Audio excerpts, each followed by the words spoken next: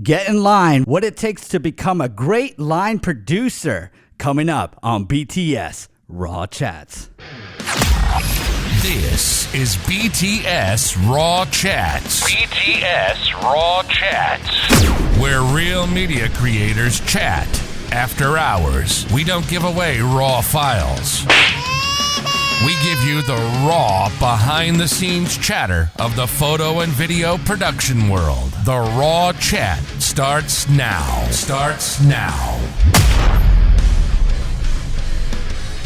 All right, ladies and gentlemen. Oh my God, what a show we have today. We are going to be talking about what it takes to become a line producer. And for months, Sherry, you know it's been a while.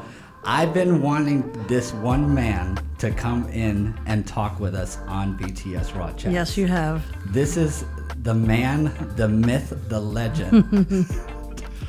Mark Myers. You're so funny. Thank you so much. Welcome. Thank you.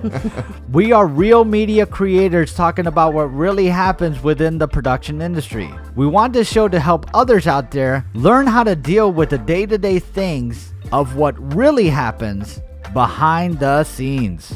And with me, no other person in the world to be with than Sherry. Hello. Hey, Sherry. How's it going? So, Mark, tell the audience a little bit a back history about yourself. I was born in St. Louis, Missouri. Very middle class. Decided that wasn't for me. Anyway, got out of there and came down to Florida and then realized I wanted to be in the movie business. So I packed up my bags and my Cavalier, drove out there and broke into the movie business through acting actually first. On every gig that I'd be on, I'd talk to the producer, the director, and I'd be like, I want to help out. I want to do more. I don't want to be just an actor. I want to do more. And so I got a couple jobs here and there. And then I remember this one job, because there's these like little ads. I forget the name of the drama log. It's like, and then on the back of that, in the classifieds, they'd always have all these ads for like actors and stuff. And so I found this one. It's like, oh, I'll do that. And end up being with a movie called Courting Courtney. And actually, it was a pretty decent movie. A guy from Disney did it, super low budget. I got paid $70 a day, and I was the first AD. I was the sound man. I was the second AC who changed the film magazines. No way. In a tent, yes. And I was an actor in it as well. So this was me. It'd be like, all right, everybody, as the first AD, everybody, get ready, get the roll camera ready. Oh, yep, here's the film. All right. Oh, I was the sound guy too. I say that. I'm like, all right, roll sound. All right, sound's rolling. All right, everybody, go and go. $70 a day, the best time of my life. Oh my God. For like 3 weeks, it was great. Super low budget. And we actually had the DP crew. They ended up being kind of snobby. They were used to bigger budgets and they just weren't liking things. So they actually packed their bags and quit. So the executive producer had to find a DP in one day, and he did. And so I learned a lot. His name was Serge Rodnunski with Rojak Films. He does a lot of B movies. He makes a great living at it. And he found a DP crew replaced in like probably 3 or 4 hours. They came out. We just finished shooting. Had a wonderful time. It was awesome. One Wow. backstory is an interesting story. Were you on Baywatch? Yes, I was. What was your role on Baywatch? I was just one of the background lifeguards, small speaking parts, for like 3 weeks. And I only got that gig because I was up for the lead role in Pre-Hysteria 3. You probably never even heard of 1 or 2. Neither did I. But anyway, it was a union movie, and I was I made it to final call. Actually, so I walk into this room, and there's literally like 20 other people that look exactly like me. Literally, all my twins, for this lead. And the casting director comes out. He looked all around the room, and he took a double take at me. Now, we all look the same. He's like, "You come here." I come in, walking, shuts the door. He's like, "You got a good chance of making this part, so give a good audition. I like you a lot." And sure enough, for some reason, they liked me a lot, and I went to final callbacks, and my agent, I wasn't union, and it was a union gig, and so they can get penalized. And being a lead role, you need a union person because there's hundreds of me. Mm-hmm. So there's not really an exception for that. But if I was a character, if I was hard to find, then they'd probably Taft-Hartley me in there, but they're not allowed to do that. So he got me on Baywatch. in time, but I still wasn't union. I didn't end up getting the gig, but I got on Baywatch, got my SAG card, and then just acted here and there. And then a friend of mine told me that you can make like $200 a day working in commercials as a production assistant. I'm like, $200 a day? I'm like, yeah. It's like, and I was a go-getter, so I ended up just busting down the doors. I found this book called the LA 411, which is like a yellow pages for our industry. And just looked up all the line producers, and found out production managers are the people that are going to hire the production assistants. And so I just called them all diligently for like a month straight between like 4 o'clock and 8 o'clock, and went on meetings, ended up getting a gig here and a gig there for $200 a day, but with really good people, like the A-list commercial people that are producing the Super Bowl ads, the $1 million ads, just big time directors and art directors and DPs. And before you know it, I was working like 20, 25 days a week, Wow. and I did that for like 3 months, and I got a lucky break, and this company's production manager left or something, and I went straight to production managing and bought my Apple computer and my printer and everything, and did that off and on for about 3 years, and then started line producing from there. And then Now here's the question: did you ever go to film school to do any of this? No, my film school was like real life. I got paid to go to film school. Actually, and that's exactly what happened with me too. Yeah. $200 a day, by the way. I got paid plenty of money. I was making bank. Yes. Yeah, it was great, and I learned everything from everybody. And I'm working with like the DPs, director of photographers, that did the Spider-Mans with Tobey Maguire back then, the original X-Men. Yeah. Robert Robertson. I mean, these are some major like Stefan Chapsky, Academy Award winning DPs that are doing major motion pictures, and they like to take a break because when they do a DP, their life is gone for like 6 months. Literally, you're working 6 or 7 days a week on a feature like that. You have no life. You're making lots of money, but they just want to take a break. And when they take a year off, they call their agency, I want to do commercials, because they get paid a lot of money for commercials. They show up for like 2 or 3 days and then they leave. And it's like, it's really easy for them. So learned from a lot of great DPs, and they were, every one of them were super nice. Like I could ask them any question I wanted. They gave me the answers. They were just so professional. They just wanted to give it away, and it's like, that's who I was around. Art directors, the same way, directors, everybody. It was just the talent out there is just ridiculous. And the most important thing, what I've always said throughout the whole show, is networking is such a big key. And this is the living you know proof. What I'm saying? This is the product, of that. Definitely. There was one interesting project that I love. When you got me in, you showed me one of like a fun type of short movie. He had literally shotguns and like squibs, like heart explosions and stuff like that. He did an action movie, kind of like. Tell me a little bit about that project. Was that the 48-hour film festival? The 48-hour film festival. I get thrown off the building. Yes, yes. You got to tell me that story. It was the second year that ever. It's right when the 48-hour film festival came out. It was the second year in its inception.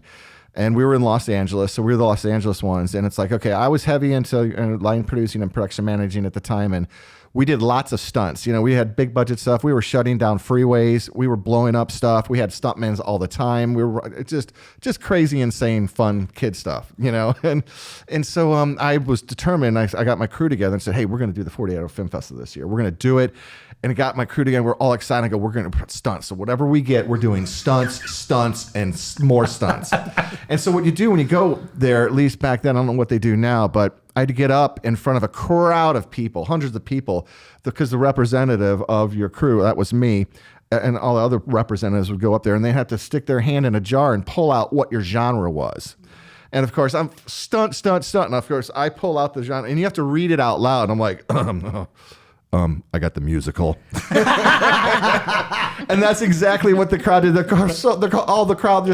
whole crowd laughed out loud at me. So anyway, I'm like, screw that. We're putting stunts in a musical. And so we stayed up all night conceiving stuff. My DP left because it was like 3 a.m. He's like, I'm just tired. I got to go. And me and I hired a couple other directors to help me, direct. I was the producer. I kind of oversaw the directors and helped them do their thing. And we stayed up and we came up with this, like these little vignettes of, sitting around. Well, how about this? How about this for a musical? And each, how about this idea? we each had 4 ideas, so we shot 4 vignettes. And the first vignette was like a mafia guys in a warehouse, and the victim's tied up to a chair, and he ends up getting shot. And that was done really well. That's the squib you were talking about. And Brent was awesome. He was like, if it wasn't for him, that scene would not have nearly been as good. And he knocked it out of the park. It looked really real. And it comes back to us, and we're like all around the room again. Okay, that's not a bad idea. That could be a musical. But after he shoots him, he sings this song, I don't want to kill anymore. And he has a guitar, gets handed to him from nowhere.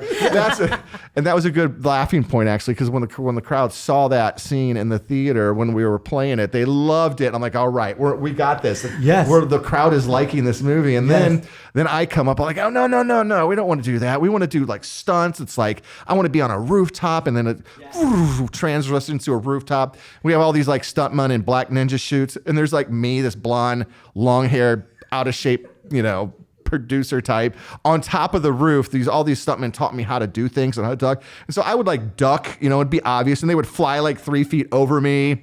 And I'm like, and then I'm singing a song too. It's like, what a crying shame. That was it. I gotta see this. I'm like, how about shotgun? Let me have some fun. A shotgun comes flying out of nowhere, and I catch it. And I shoot a couple guys, and then I'm throwing people off the roof, and you see them going off the roof, and then I jump off the roof, and a freeze frames on me with this crazy look on my face, and I think it has a couple more. But that was fun. We actually we won the audience award, and we won a couple other awards, and we almost won the thing. The people that won it were from they were a group from the Second City, Chicago, the Laugh company called Second City.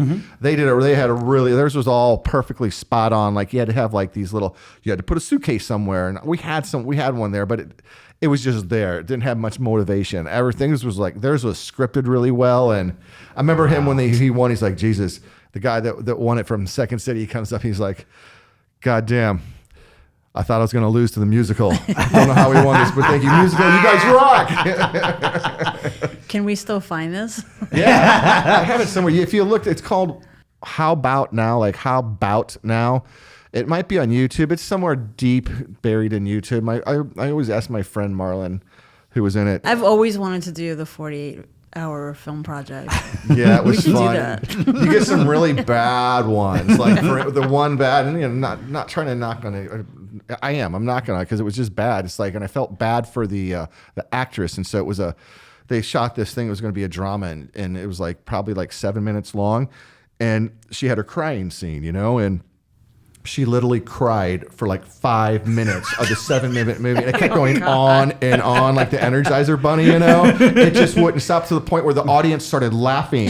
And this poor actress is in there. Okay, is that my cue? No. That's a little crying. You know what I'm saying? Like, that was a crying shame. So yeah, I felt bad for her. So, but a lot of the movies were really good, and now they're even better. I mean, they pull some stuff off, in 48 hours. It's crazy. Absolutely. But back to what I was saying, it's important to have that networking. And the biggest thing, before I stepped in, he networked with one of the biggest cinematographers that I've ever had, Charlie Grouet. Charlie. Tell me a little bit, like just a tiny smidget of background, how you met Charlie. Well, Charlie and I production assistant together. So I got some great stories, but I don't know if I want to share them with you. I don't know if it's like that type of a show, but anyway, we started production together, and then we just all started doing our own things. And I remember I raised some money so we could make our first director's reel, and I gave some of it to Charlie because I wanted him to help him out, and he directed a cool little spec spot for American Rag way back in the day.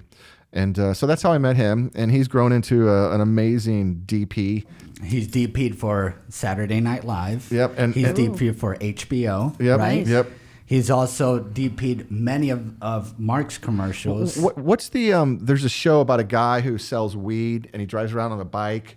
What's that show called? It's High Anxiety. Yeah, High Anxiety. He's one of the DPs. He is the DP. Yeah, he's right? one of the DP. I think there's 2 of them that share the responsibilities. Okay. Yeah, and he did the I'm just a cook. What's that guy's name? Yeah, he's the karate guy. Seagal, Steven Seagal. Yeah. The Seagal, yes. The sheriff thing in Yes. shot in New Orleans. I'll tell you something that's really funny. So Charlie gets on. So Steven Seagal's like 6'4". Charlie's like 5'9". Yes. He's short. So, but Charlie's talented. So the guy hired camera assistants that were super tall that would hold the camera because you wanted Charlie to be in charge of the lighting and the composition and be the DP. You don't have to hold the camera to do that. But you just kind of organize your camera people to do that. So when Steven Seagal met Charlie for the first time, he looked Steven right in front of Charlie, looked at his producer and go, "What the fuck? Who hired the short fuck?" Right in front of him. So we're going to talk a little bit about line producing Yes. after this commercial break. Sherry Elisa Photography specializes in beautifully styled modern portrait photography, offering professional in-studio photography services to all of Southwest Florida. Push creativity to the next level. Create custom themes that will complement every personality and style. On-site professional hair and makeup is also available. Our studio is conveniently located off US 41 and Boy Scout Drive, next door to the Sam's Club Plaza. Book your spot now with SherryElisaPhotography.com. And we're back, and we're here with the man, the myth, the legend, the line producer himself, Mark Myers. Yes. So we're going to elaborate a little bit about what is a line producer and what do they do? So a line producer carries a lot of responsibility. Pretty much the line producer is responsible for everything that happens on the shoot. So big budget commercials are commercials, and pretty much it goes over into the movies too. They're not they don't do any like creative decision making or writing or talking to the talent, but they work very closely with the director. And so once the director is hired, they get a line producer. So the line producer gets whatever the director wants. So line producer's in charge of making sure they get the right location, they got the right casting set up, and makes the calls to get the talent to get to the meetings. He hires a crew of people to manage the day-to-day stuff. And he's in charge of like dealing with executive producers or clients like Nike or an ad agency.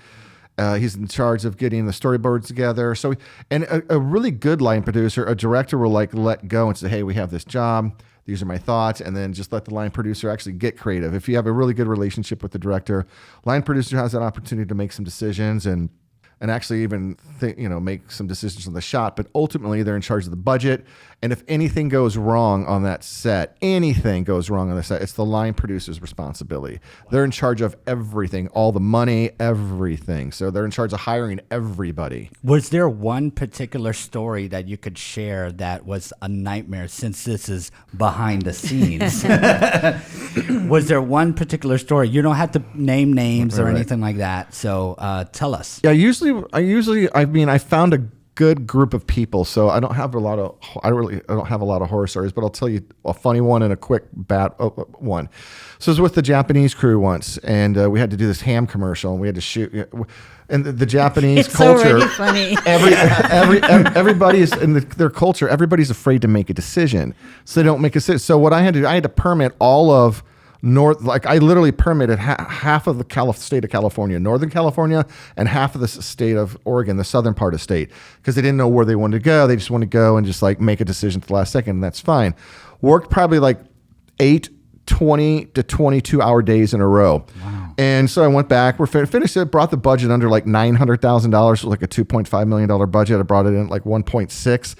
And when I get back, the people that owned it, I wasn't sure about them, but I'm looking at all the time cards, and I tell my production manager, make sure that you give all the production double days, because everybody else is getting overtime. When you work that long, even though production is not a union gig, it's like, when you work over, it's just understood you get a double day. So I gave everybody 7 double days, and the owner was like, no double days. And I'm like, no, I tried to explain to her what it was about and why we did that. And she's like, no. And I'm like, okay. So I called up the state labor, where the labor office, and got the labor laws. And I planted the labor laws right in front of her. And I said, I'm going to report you. Oh my God. If we don't get this, my crew is getting this. And I brought this up. That's ridiculous. So I ended up getting it for them. That job was a nightmare. It was just, we had a water truck fall off the side of Lake Tahoe. Luckily, it was caught by the trees. Our helicopter almost crashed. It was just one nightmare after the other, just trying to figure out where we went. It's like everybody's like, it was a goat rodeo. So that was I didn't enjoy that job at all. A real funny job, real quick, if I have time. I can make it like 10 minutes. Go ahead. So one of my favorite people in the world, he's a location manager. And he still is. His name's David DeBang. He's out in Los Angeles. And we had this, we were taking a break from our set. We were in a nice neighborhood, and then we noticed another film set like 2 blocks away, and they're all our buddies. You know, we knew them. So it was like, hey, we're taking a break, like 15 minutes. I'm going to go with Dave, and we're going to go say hi to our cop friends there and other line producers that's there and chat with them. So we did. And so this location manager comes out of nowhere, and she's like, "What are you doing on my set?"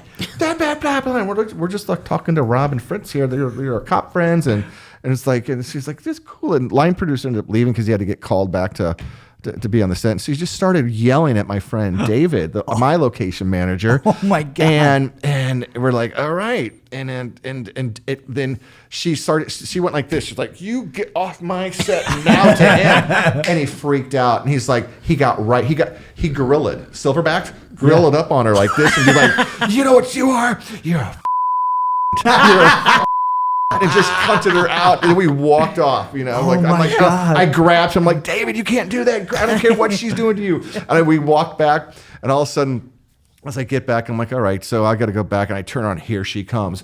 "I'm gonna come and crash your set." And I'm like, "David, no matter what you do not let this woman near my set." He's like, "I got it." So he went to the middle of the street, and he did this, like, you know, and she bumped into him, and she's like, assault!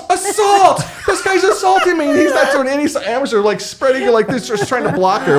Anyway, our cops took care of her and got rid of her. Anyway, she called and complained to the executive producers of the production company we were working at.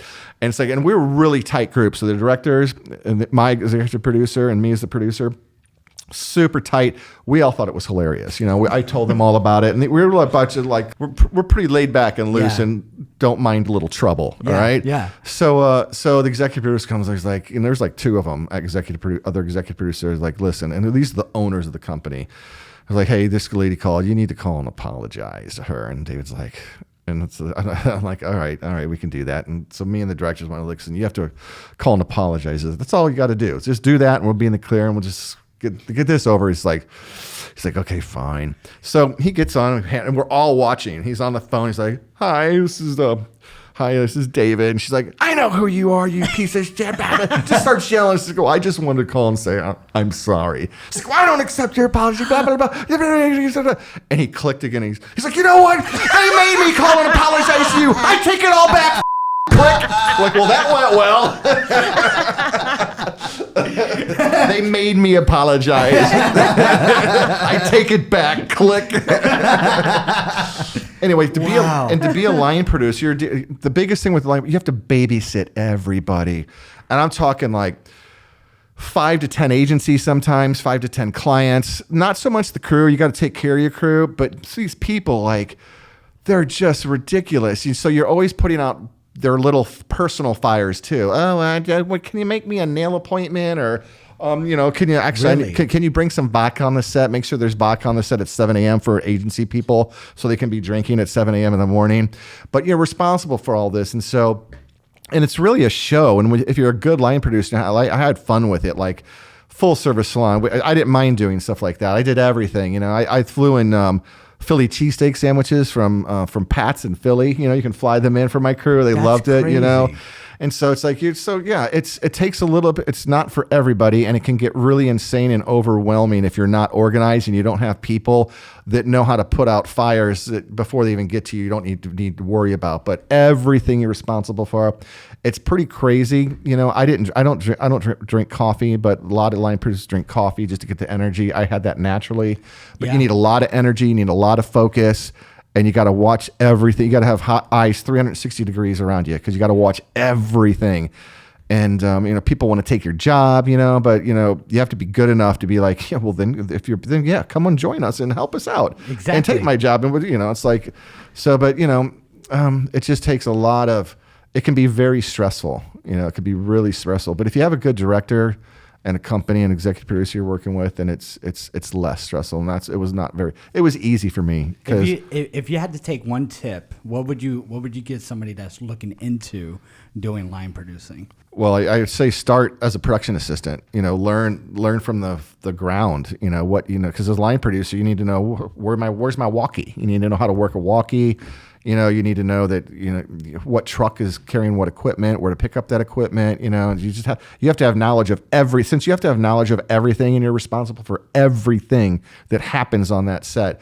You have to, and you learn that by becoming a production assistant, like I did, and seeing all the different departments and asking questions, and helping the different departments, because then you get to touch the equipment and do things, and then work as a production manager for a little bit, or a first AD. But line producing there's a lot, and if anything goes wrong, it's all your fault. The littlest things, but also when everything goes well, it's all your fault too. So, yeah, that is wild. And the biggest thing, you got to learn how to teach your people how to put out fires. I don't want to know about the fire. Put it out before it gets to me. It's like we don't judge based on mistake. We judge based on how you fix your mistake. And all the discipline that I've learned was, so many shoots with you. I've learned so much from just being around you. You got to tell us a story about a little Davey and how you guys met. Yes. Yeah, I saw him at Harmon Photo, and just moved here from Los Angeles, so I was like still high on LA, and still that producer mentality. I hadn't started directing yet. As a line producer too, you need to find talent. You got to be able to find talent. DPs, art directors, you're in charge. So that is a creative thing that a really, really good line producer can do. You got to find talent. You got to know when someone's talented and not. And as soon as I started talking to him, I pick up on these things. I'm like, oh no, this guy don't belong here. This guy's way overqualified to be here. Wow. I go, by the way, what are you doing? It's like, I got this shoot. It's going to be a golf show, I think. Yes. Made him work in the summer, like between July, August, and September, humping cameras. And you don't see me, but I am the whitest person that you could ever meet. The white Puerto Rican, right? My skin is made out of mayonnaise. You know what I'm saying? So like he's got me out there doing this show, because when he came in, he was updating his reel, and I saw all these impressive shows, like Ping, NASCAR probably was on it. NASCAR, even Netflix, Netflix. Before it came Netflix, wow, it was on DVD. Yes, and I was the line producer on the very, very, very first Netflix commercial ever produced. It was with the squirrel, and how to throw a squirrel, and then one was how to dispose of a body properly. Yes, and if you watch Netflix, you'd watch your mafia movies, and you'd know how to dispose of a body properly. So I was transferring this DVD over to digital, and we just sat and talked, and that here we are. You quit shortly after that, didn't you? Yes, I did. It's like I helped you, because there's some people in my life that have made me realize what my worth is. You know, and it's like he knows what his worth is, and I knew what his worth was, and so I wanted to help guide him as much as possible. And I try to do that with everybody and anybody that I might meet. And I thank you. You're welcome. Well, thank you for all you've done for me. Now, segueing, we were talking about the difference between line producing and directing. You wanted to elaborate on that a little bit? Yeah, so as a director, you're in charge of the story. Mm-hmm. A story has a beginning, a middle, and an end.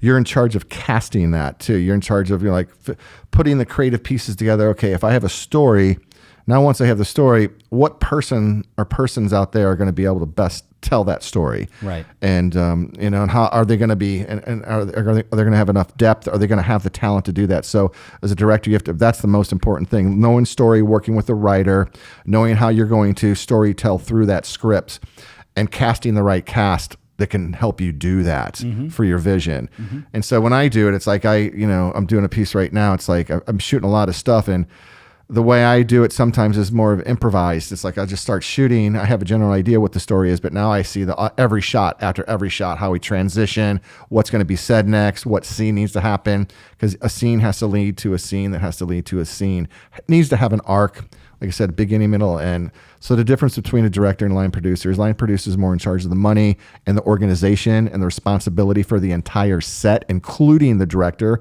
but he doesn't make any of the creative decisions. The director and the writer, they make all the creative decisions regarding the story. So story and talent is what the director's in charge of. They got to be able to tell a story really, really well. If there's 3 recommendations that I could leave anybody with, what would the 3 recommendations would be? There was a point where I almost gave up. was in Los Angeles, and I literally almost I could see myself hanging from a rope that was unraveling, and there was one thread left to the rope. And I was really going to come back, but somehow I took my other hand and I grabbed the other rope, and I got myself back up there, and I kicked myself in the ass and said, if I'm going to do this, you got to do it full how you're going to do it. So don't ever give up, no matter how, if you have a dream and you want to do something, don't ever give up. Don't be afraid to ask questions. You will not believe how much success I've had by just asking a question. Even I'm lost. First thing I do is I ask a question. I'm immediately, what are they going to say? No, then you ask the next person. Get your answers, ask a question, and follow your heart. Do what you love. Because if you do what you love, you're going to be really good at it. Yeah, that rope has one little teensy thread left. Yes. And I'm just kind of like, I don't know. Do I just let it rip? Or do I grab on for more rope? That's very inspiring. Grab on for more rope, man. It depends. inspiring. That's why I say do what you love. If it's something you love and you think it's worthwhile, you'll find a way to grab onto that rope. Yeah. Ask. Then I say, ask. Yeah. Ask him, ask me, ask anybody. All you got to do is, my kids won't ask. I go, just ask the people. I don't want to ask them. I'm like, see, I was never afraid of asking. I asked strangers. I would ask everybody on the set, hey, what's that? Can you tell me about it? Ask away. You'd be surprised. You probably could go get $1 million if you kept asking for money. I mean, that's what homeless people, they ask for money and people give it to them. You just have, it's so easy. Just ask. That's true. My grandmother used to say it all the time. Like, if you don't ask, you'll never know. You'll never but get. But she would also say the worst they could say is no. Yeah. And then you just move on to the next person. And person. They rarely don't. They rarely say no. You'll be surprised that humanity's pretty cool, actually. That's crazy. And also if you approach them with a smile and eagerness and and they see that you have some conviction and your intention is good, why wouldn't they help you, Right. Awesome. And that's why I'd also say it keeps you away from the selfish people that don't want to help you, that want to try to keep you down. So you learn a little bit about that too. I like that. So what's the point of the show? Become a line producer. Exactly. If you want to lose your life, become a line producer. The point of the show is get in line, become organized, and don't give up. And with that, thank you very much, Mark Myers. You're Thank welcome. you, Sherry. You're welcome. Yes. And hopefully we could get you on the show again. Whenever. We'll see. Yeah. All right. And that was BTS Raw Chats. Yeah.